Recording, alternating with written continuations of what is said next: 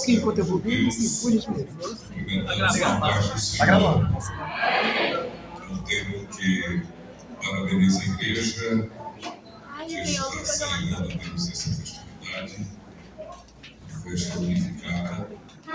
Já nos convidos para a Bíblia, o Evangelho escrito por Mateus, capítulo 7, versículos 24 e 25.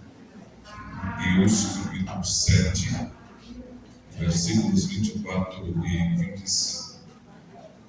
Quando os irmãos estão procurando, quero pedir o Deus, que o pastor Alex, a senhora Débora, a alegria de ver os pastores, o pastor Luiz Otávio, o pastor Eliseu, a sua esposa, o pastor João, nosso amigo, nosso irmão, os obreiros que estão na nossa agora. Escreve assim: todo aquele, pois, que escuta estas minhas palavras e as pratica, assemelha-o-ei a um homem sábio que construiu a sua casa sobre a rocha.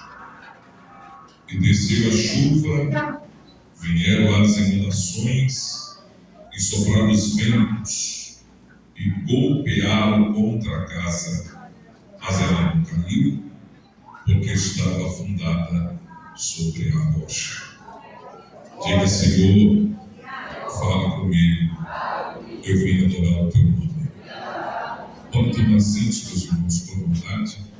Nosso pastor fez uma intercessão a nosso favor. Daqui a pouco nós estaremos viajando para Museu Catins, fazendo uma palavra de Deus para a igreja, para os irmãos esta noite. A alegria de ver o irmão Valdeci. Deus abençoe. Meus irmãos, o texto escrito por Mateus, na verdade, nós usamos a expressão os evangelhos. O vocábulo evangelho, tanto no grego como no hebraico, significa boas notícias, boas novas. Eu achei lindo a expressão em inglês, que significa história de Deus. Todavia, a única diferença existente é o prefácio ou o destino dessa escrita. A forma que Mateus escreve, ele quer chegar no povo. Por isso, ele quer que aquele povo entenda. Ele quer evangelizar aquele povo. Mateus, ele dedica este livro, essa escrita, apresentando Cristo como o Messias. Ele escreve para uma comunidade judaica. Por isso, o seu perfil da escrita é mostrar a história messiânica e como as profecias se cumpriram através de Cristo e como consolidou quando ele apareceu. Por isso que Mateus se preocupa por trazer a genealogia partindo de Abraão, para que todos conheçam o cumprimento das profecias.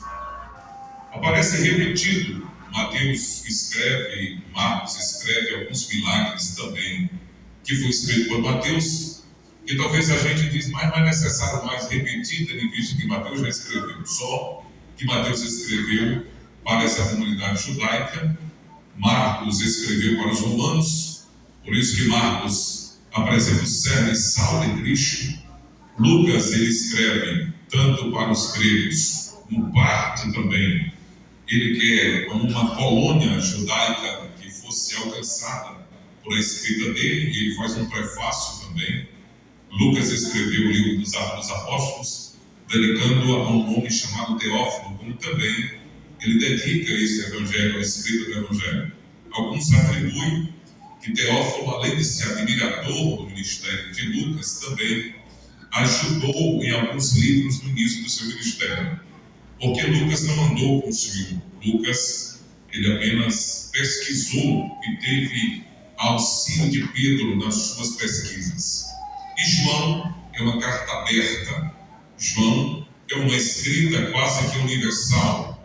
apesar de ele dedicar também aos gentios, mas João, ele escreve a um grupo de uma expansão maior. É por isso que João, ele traz uma escrita mais abrangente, mais precisa.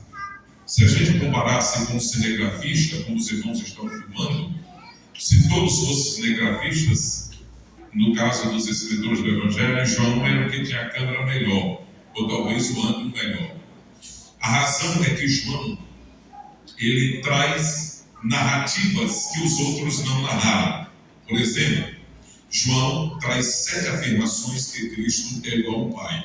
Quando ele usa a expressão eu sou, Jesus disse na primeira pessoa, eu sou o pão da vida, eu sou a água da vida, eu sou o caminho, verdade e vida, eu sou a luz verdadeira, eu sou a videira verdadeira, eu sou a ressurreição e a vida. Então João é o único que traz essas narrativas. O milagre de Caná da Galileia, por exemplo, é só João que cita o corpo de Jesus com a mulher de Samaria, é só João que cita a cura do enfermo de Betesda, é só João que cita.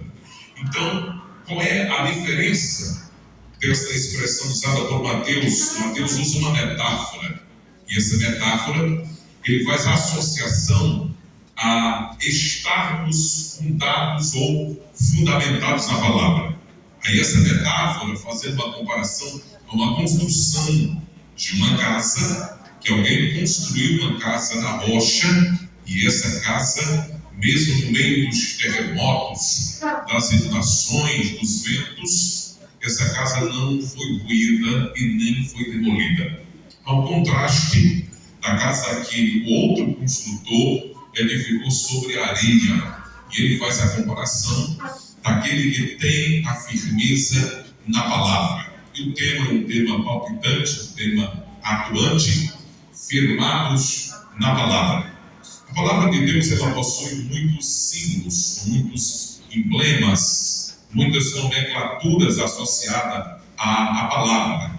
A palavra, no sentido de escrita, é chamada de escrituras, de santas escrituras, de oráculos de Deus, de lei de Deus, enfim. Porém, os símbolos ou os emblemas, elas têm lições preciosas para a nossa instrução. O livro de Deuteronômio, capítulo de número 8, verso 3, a Bíblia, ou a palavra, é comparada a alimento.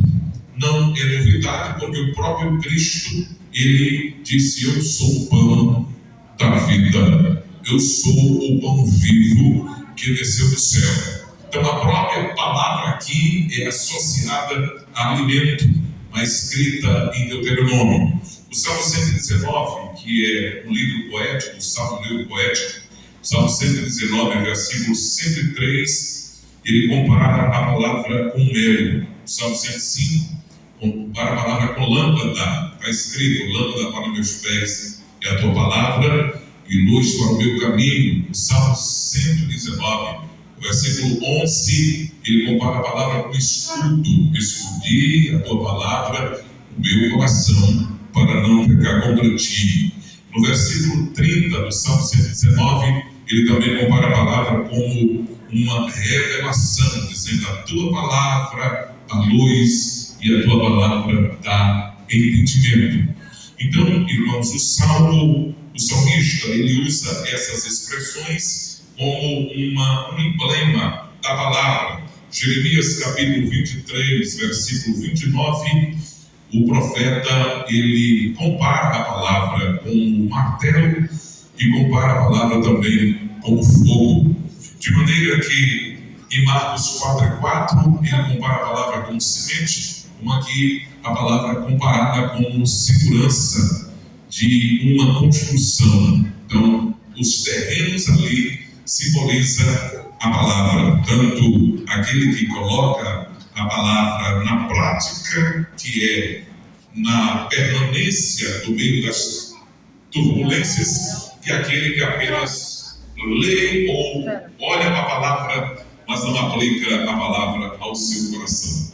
Todas as vezes que eu vou pregar que alguém, eu tenho muitos símbolos que eu uso de emblema, até de cor da palavra, né? Eu gosto muito de fazer as citações dos emblemas da palavra. A palavra simboliza leite, a palavra simboliza mel, a palavra simboliza água, a palavra simboliza alimento, a palavra levanta, a palavra guia, a palavra dirige, a palavra cura, a palavra restaura, a palavra da vida. Mas esta noite eu quero convidar uma das irmãs da história bíblica quando ela aplicou a palavra no seu coração. Coloca segundo livro dos Reis, capítulo de número 8, versículo 1, por bondade, para os irmãos olharem aqui no Data Show. Segundo Reis, capítulo 8, versículo 1, está escrito assim: E falou Eliseu àquela mulher, cujo filho ele ressuscitara, dizendo: Levanta-te e vai, tu e a tua família, e peregrina onde puderes peregrinar, porque o Senhor chamou a fome, a qual também virá à terra por 7 anos. Preste atenção nessa palavra que o profeta deu para aquela mulher. É uma palavra dizendo para ela ir embora, arrumar as coisas, arrumar tudo e ir embora. Ele não está se tratando de uma ambulante que só tem uma sacola. Ele não está tratando de uma pessoa que está debaixo da ponte e alguém diz que a ponte vai ter uma construção e ele precisa sair dali. Está se falando de uma mulher de posses. Está se falando de uma mulher que, se hoje tinha empresa, é uma mulher que tem terra, uma mulher que tem criação, uma mulher que tem plantações. Se trata de uma mulher de posses. Essa mulher é muito conhecida na história bíblica, apesar de não ter o seu nome, mas a gente conhece ela. Por exemplo, 2 Reis capítulo 4, coloca 2 Reis capítulo 4 e o versículo 13, por bondade. Nessa expressão os irmãos vão conhecer ela. 2 Reis capítulo 4, versículo 13. Porque ele tinha falado a Geazi, disse-lhe: Eis que tu nos tens tratado com todo o desvelo. O que se há de fazer por ti? Haverá alguma coisa de que se fale por ti ao rei ou ao capitão do exército? E disse ela: Eu habito no meio do meu povo, ou seja, eu não tenho necessidade de nada. Veja que essa mulher não era qualquer pessoa. Essa mulher é conhecida como Sunamita. Não era o nome dela, não, o nome Sunamita era a nacionalidade, o lugar aonde ela habitava. Ela morava num vilarejo que ficava no percurso para o caminho do Carmelo. Então era a rota passar pelo Carmelo, por Sunem, indo ao Carmelo e retornando do Carmelo. Naquela época, Eliseu ia ao Carmelo para atender as pessoas, pois o profeta era autorizado por Deus para que as pessoas consultassem ao Senhor por via do profeta. Não tem como, às vezes, a gente historiando a Bíblia, não fazer as aplicações, porque o Espírito vai lembrando a gente. Eu vou repetir novamente. O profeta era autorizado por Deus para as pessoas consultarem a ele alguma coisa que ele necessitasse. Então ele era autorizado. Repete assim: o profeta era autorizado. Só que esse tempo da consulta dos profetas acabaram. Hoje, o Espírito Santo que está em nós, ele fala usando alguém em profecias, cujo propósito da profecia é edificar, exortar e consolar. Significa dizer que hoje, aqueles irmãos que têm os profetas, que aqui eu sei que não tem, que tem as profetas, que quando aperta, liga para aquela irmã lá de São Paulo, para aquele irmão lá de Brasília, para aquele irmão de São Paulo, para ouvir uma profecia, você está equivocado. Nós não temos mais profetisas e nem profeta. Hoje nós temos o próprio Espírito Santo em nós e que usa quem Ele quiser usar com esse propósito, edificar, exortar e consolar. Porém, naquele tempo, o profeta era autorizado por Deus. E detalhe, o profeta não tinha o Espírito permanente nele como está em nós. O profeta precisava quando o Espírito vinha nele, falar com ele, para ele ter uma palavra. Eu vou te dar de brinde. Você conhece essa mulher, você sabe que essa mulher, ela tinha uma prática de servir, e em servindo, quem passava por a casa dela, vou abrir espaço para aplicar novamente. Tem pessoas que servem porque gostam de servir. Tem pessoas que servem porque gostam de servir. Tem até uns irmãos que pegam carona. Dizem aí porque lá em Marcolândia, numa época de uma irmã que ela gostava de hospedar. Mas só que qualquer pregador, qualquer cantor que vinha, os irmãos já diziam, liga para a irmã fulano de tal, que ela gosta de hospedar. Aí ela já se tornou um hotel na casa da irmã. Irmã, não era assim. Ela servia de boa vontade, mas os irmãos aproveitavam, não é? Porque a irmã tinha vontade de servir. Fulano de tal gosta de fazer isso. Existe ato voluntário, quando a pessoa se sente bem. Eu acredito, irmão, que a comida melhor que tem na casa dos outros, porque não tem trabalho. Mas só que tem irmão que diz, não, eu vou para a casa de fulano porque ela gosta de fazer. Não é que gosta de fazer não, irmão. É porque ela faz, mas não se aproveita porque a irmã gosta de fazer não é? Um irmão ligou para mim, sempre que vem do interior, ele vem aqui e diz, rapaz, que eu vou na tua casa para ir tomar um café. Eu digo, meu amigo, me liga, eu estou na Teretina, o senhor vai tomar um café. E ele começou a ligar toda semana. Então, rapaz, aí tem um café. Eu digo, rapaz, parece que na tua casa não tem café não, moço. Porque todo dia tu liga para mim, nunca ligou para mim dizendo que vem tomar um café na minha casa. Venço, aqui tem café, eu moro perto das padarias. Se não tiver lá em casa, tu toma na padaria. Eu moro só através da Avenida Mateus. Lá é café, até essa hora tem café lá no Mateus. Vem que você toma café. Mas tem aqueles irmãos que sempre se oferecem para ir para a tua casa, mas nunca oferece a casa. E a sunamita, ela oferecia a casa dela para receber as pessoas. Só que um dia ela serviu um hóspede diferente. Quando o homem foi embora, ela chamou o marido dela e disse assim, olha, esse rapaz que teve aqui é diferente. Eu percebi que ele é um santo homem de Deus. Como eu estou pregando hoje é o departamento das senhoras, as irmãs são detalhistas. Eu tenho aquele cuidado. O dia que eu voltar a pregar aqui, eu vou lembrar que gravata eu vim hoje. Porque se volta daqui, mano, com a mesma gravata, você fala, a mesma gravata que ele pregou na manhã. As irmãs são detalhistas. É bom esse cuidado das irmãs, essa visão das irmãs é muito boa. Só que tem um problema. Eu não vou só agradar hoje, não. Tem um problema. Aquela irmã que é ciumenta, pense numa prova. Tem uns irmãos feios que dói, mas aí ela está passando por ele. Epa! Fulano olhou para tu. Ele nem percebeu, porque pense numa coisa. Irmão, eu estou andando no shopping, às vezes a mulher diz assim, os irmãos, Pai do Senhor, pastor! Aí, meu amado, Pai do Senhor, Jesus! Quem é? Não sei.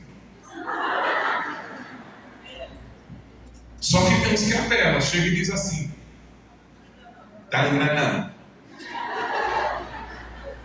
Aí eu usei uma técnica que às vezes cola, às vezes não cola não. Eu digo, tu está onde mesmo? Está no meu lugar? É doido para dizer o dinheiro. Doido para ele dizer onde é que ele está. Aí eu digo, sim. E aí tem aqueles que dizem, rapaz, que eu vi que o hospedado foi lá em casa quando eu fui pregar no congresso. Eu não lembro não. Não lembro. Só que mulher lembra de detalhes que a gente não lembra. Rapaz, tu desencontrou teu irmão que foi atrás de tu no carro aí agora, ó. Tu desencontrou. Que carro era? Não, pai, ele dizer que carro era. O homem olha mais ou menos se for um carro bonito. Esses carros aqui, vai dar uma olhada. Mas se não, se for, não percebe. Só que a mulher diz, sim, encontramos nele. Era um homem que ia numa caminhonete branca, ele usa óculos e uma mulher do lado dele. Olha o que a mulher viu. A mulher viu a caminhonete, a cor da caminhonete, viu o óculos do homem e viu a mulher do lado. Então a sunamita deu um diagnóstico. Ele é um santo homem de Deus. E vocês sabem, né? Hoje, só as irmãs façam assim com a mão, só as irmãs. Então vocês já sabem que a mulher manda mesmo. Já sabem que a mulher manda. Toda mulher manda no marido, está escrito na Bíblia. Aonde, pastor? A mulher sabe. A mulher sabe. E tu não manda em casa porque tu é do outro lado do restante do versículo. Bora citar o versículo todo. A mulher sábia edifica a sua casa, mas... Aí. Então a toda mulher manda, mas se for a mulher sábia, está escrito quem é que edifica, né? O alicerce na base edifica a sua casa. Então essa mulher, a sunamita, era uma mulher sábia. E ela chamou o marido e disse: olha, pense no nome de Deus, aquele que tomou café com a gente aqui. Eu acredito que ela soube a hora de falar com o marido e disse assim: por que a gente não faz um quarto para ele? O pobre vai vir aí, jogar para as praças, passa aqui a alta hora da noite, mordido pelos pernilongos, e a gente pode fazer. Então, quando fala em finança, aí mexe no homem, né? Mexe no homem. Aqui no Piauí teve o deputado que mais legislou no estado do Piauí. Foi o deputado Humberto Reis da Silveira, natural da cidade de Jaicós, e ele usava aparelho. O Humberto Reis da Silveira ficou famoso porque quando foi para sepultar ele pediu que cavasse um buraco para enterrar ele em pé. E dizia: Humberto Reis não se dobra para ninguém. Era o discurso dele. E ele tinha uma família muito grande, ele sempre foi o que mais legislou como deputado. E ele usava aparelho, e aí alguém, na época das campanhas, naqueles pedidos, me dá isso, me dá aquilo, e foi passando, e um camarada disse assim: seu Humberto, me dá 50. Aí ele fez: não, fazendo da ruína. O camarada disse: me dê 100. Se você pediu, foi 50. Então, irmãos, essa mulher teve estratégia de conversar com o marido, e ela conseguiu. A mulher sabe, edifica a sua casa. Fizeram um quarto no pé do muro, mobiliário. Tinha ar-condicionado naquela época, nem ventilador, não tinha nem energia, mas colocaram um candeeiro, colocaram uma cadeira, colocaram uma mesa. É por conta minha que eu vou botar um armador para o auxiliar do profeta. Até você que não tinha nem armador para o pastor Jazi. Então o quarto estava mobiliado. Você lembra disso? Lembra? Lembra que quando Eliseu recebeu o apartamento dele, ele ficou tão feliz que ele não sabia o que fazer com a mulher. Ele resolveu dar uma palavra de bênção na vida daquela mulher. Aí coloca 2 Reis, capítulo 4, versículo 13. A primeira proposta de Eliseu, eu quero que você grave esse texto aí. 2 Reis 4, 13. Ele disse: Jazi, chama aquela mulher aqui. Ela tem tratado a gente com todo desvelo, com todo carinho. Rapaz, essa mulher tem cuidado da gente demais. E o que é que eu posso fazer por ela? Aí, quando a mulher aparece, ele diz assim: tu queres que eu fale de ti ao rei ou ao capitão do exército? Olha quem era que Eliseu ia apresentar a mulher. Irmão, mesmo que você não está precisando, mas você teve a oportunidade de dizer: rapaz, vou te apresentar para o governador. Fácil, fala com ele, não tem problema não. Eu não voto no presidente, mas rapaz, não quer conhecer o presidente, não, falar com ele. Fácil, fale com ele, pegue na mão dele. Autoridade. E Eliseu propôs as maiores autoridades, o rei ou o capitão do exército. Qual é como ele respondeu? Muito obrigado, senhor. Eu habito no meio do meu povo. Aí o Geazi e Eliseu ficou com a cara no chão, porque ele quis, mas eu quero que você grave isso. Diga assim: Eliseu propôs apresentar o rei ou o chefe do exército para aquela mulher. E a mulher disse: graças, muito obrigado, estou precisando não, eu habito no meio do meu povo, estou muito bem, obrigado. O Geazi andando por ali, porque toda igreja tem um crente chamado Geazi.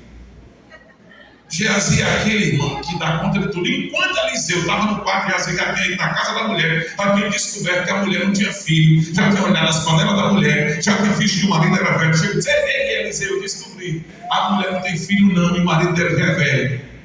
Eu não sei porque que ele disse esse negócio de velho, eu vou deixar para lá. Mas eu não sei o que ele quis dizer com isso. Só sei que Eliseu disse: muito bem, né? Porque não é questão de idade, né? Não é questão de idade. Eu não sei porque que ele disse: o marido já é velho, o marido é doente, mas ele disse: já é velho.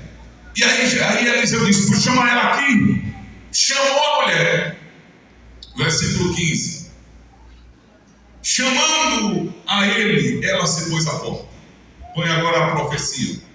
Ele disse: "A este tempo determinado, segundo o tempo da vida, abraçarás um filho." E disse ela: "Não, meu senhor, homem de Deus, não minta a tua serva." Veja como ela ficou emocionada. Diga comigo assim: Eliseu proferiu uma palavra sobre aquela mulher. Olha aí o verso 17, como é que está escrito: "Concebeu a mulher e deu à luz um filho no tempo determinado, no ano seguinte, segundo a palavra do profeta Eliseu." Então, esse menino cresceu. O pai levou para trabalhar, o menino tomou em sua oração, sentiu uma dor de cabeça, uma enxaqueca, e disse: "Pai, minha cabeça está doendo." E o pai mandou o menino para casa, a mãe fez os cuidados. De repente o menino está ofegante, o menino morreu. Aí entra a sunamita, que a gente aprende com ela. A sunamita pegou o menino, foi lá no quarto do profeta, abriu a porta, colocou o menino em cima da cama, o menino morto, cobriu o menino e foi lá na roça atrás do marido velho. Foi já assim que disse que o marido era velho. E quando chegou lá, ela disse: "Eu quero que tu me arrume um homem para ir comigo lá no Carmelo, porque eu quero falar com o profeta." Ele disse: "Mas hoje," diga comigo assim: hoje. Tem coisa que não é para amanhã, é hoje. Aí ele disse: "Mas hoje não é sábado, não é lua nova, não tem nada importante, não é dia de culto. O que é que tu vai falar?" E ela disse assim: "Mas é hoje." Repete comigo para você não perder a palavra. Diga: "Mas é hoje." Tem coisa que não é para amanhã, não. Tem coisa que é hoje. Eu estou esperando a palavra de Deus, é no culto de hoje. Eu vim para adorar a Deus hoje. Eu vim esperando o milagre hoje. Eu sei que Deus tem algo para mim hoje. Oh, glória. Olha para teu irmão, diga: "É hoje." Oh, glória. A palavra liberada para você é hoje. Ela chamou o homem e disse assim: "Bota o jumento para correr. Tu não para em lugar nenhum, senão eu te pedi. Se eu te pedir, tu para. Se não," ela não disse para o marido, ela não disse para o rapaz. E quando chegou lá no monte, Eliseu está atendendo, e Eliseu de longe viu a sunamita. Ele disse: "Geazi, vai atender a sunamita ali, vai ver o que é que ela está precisando." Até porque a sunamita tem saldo. Tem não. Quando Geazi foi lá, Geazi foi todo gentil. Foi lá: "Oi, tudo bem, sunamita? Como é que a senhora está?" Aí ela disse: "Vai, tudo bem." E ele começou a fazer as entrevistas dele. E o marido: "Como é que tá? Como é que tá a roça, a lavoura?" Ela disse: "Vai, tudo bem." Aí, eu não sei se você já morar no interior. Quem mora no interior, irmão, que cria uma ferida na perna, um corte, tem um espinto. Por miserável, vem para picar só em cima da ferida. Ele vem desculpando. Aí Geazi começou a picar na ferida da mulher. Geazi disse assim: e o garotão, como é que ele está?" Eita, essa foi na ferida que o pinto picou. Mas ela enche o pulmão de ar, olha para ele e diz assim: "Vai tudo bem." Me ajuda a pregar, diga: "Vai tudo bem." Vai tudo bem. Eu estou aqui de posse de uma palavra. Estou aqui de posse de uma palavra. Meu filho, herança do Senhor. Aleluia. Vai tudo bem. Agora pega essa lição de brinco para você. Porque ela disse: "Vai tudo bem, pastor Alex." Porque ela está dizendo: "Eu não vim abrir diálogo com quem não tem uma palavra de Deus para mim. Eu não vim falar ou dar entrevista para A ou para B. Eu vim falar para quem tem uma palavra para mim. Porque quem não tem palavra para mim, eu tenho que ficar calado. Agora olha para mim, porque dizer. Você abre a boca. Tem umas irmãs que na hora que acorda já diz: hoje estou ruim, hoje é o dia mau. Aí põe aquelas carinhas de choro nas redes sociais. Para de ser boba, rapaz. Tem gente que vai para consultar o médico e quando chega lá começa a contar a história dela. Como ela quer saber que história é tua? Não, rapaz. Sai da frente, tem gente na fila para ele atender. Conta para quem tem uma palavra de Deus para você. Conta para quem tem uma palavra para tu se firmar nesta palavra. Para de ficar falando ao vento. Você está mostrando fraqueza. A sunamita não chorou, a sunamita não derramou lágrima, mas quando chegou a vez da sunamita, aí ela se jogou nos pés do profeta. Diga para teu irmão: quando você chegar diante da palavra, se joga, mas se joga aos pés da palavra. E ela desabou. E sabe o que ela dizia? Eu te pedi filho, eu te pedi filho, eu te pedi filho. Olha como o profeta foi sincero. O profeta não entendeu. E a gente toma decisão precipitada quando a gente não está entendendo. Geazi disse: ei, não pode ficar nos pés do homem, não. Aí ele disse assim: deixa, porque ela está amargurada de espírito. E o Senhor não me disse o que era. Olha como ele foi sincero. Olha aqui para mim. Deus é obrigado a te usar todo dia, mas eu sou pregador. Deus é obrigado a te usar porque tu é pastor. É obrigado a te usar porque você canta. Tem dia que tu não canta nada, tem dia que tu não prega nada. Tem dia que você folheia a Bíblia, chora de madrugada, vem para cá. Mas eu vou trazer uma palavra que eu já preguei ela outro dia, eu já tenho costume de pregar ela. Tu prega, mas não sai nada, porque a palavra não é tua. E tem dia que tu abre a boca, aí papai fala, aí a revelação vem. Critica o nome do Senhor, porque a palavra não é tua. Quem está entendendo, diga glória a Jesus. Glória a Deus, aí Eliseu disse assim: Geazi, por um jeito, é alguma coisa com o filho dela, porque ela está dizendo: eu te pedi filho, eu te pedi filho, eu te pedi filho. Aí Eliseu deu uma palavra para Geazi. Só que a palavra que Eliseu deu não foi de Deus, foi a palavra dele. Ele disse assim: Geazi, está aqui o meu bordão. Tu vai lá, não sei o que é, mas vai lá e toca no menino. Diga assim: a intuição foi boa. Pensamento quase estava certo. Irmã Rosângela, foi no rumo. Só que a única diferença é que Eliseu, quando falava, era Deus que autorizava. E quando ele falou para Geazi, não tem autorização nenhuma, foi ele mesmo que disse: vai. Tem coisa que tu faz dar certo por a tua palavra, mas só que tem coisas que só vai prevalecer se for firmado pela palavra. Oh, glória! E está escrito: o Senhor disse: eu velo pela minha palavra para cumprir. Olha para teu irmão e diz assim: agora se Deus falar, oh, glória! Aí tu pode descansar. Se Deus falar, aí tu pode cantar, porque Deus falou. Bendito o nome do Senhor Jesus. Faça de tudo para Deus falar, porque quando Deus fala, o resto Ele se responsabiliza. Glória. Bendito o nome do Senhor.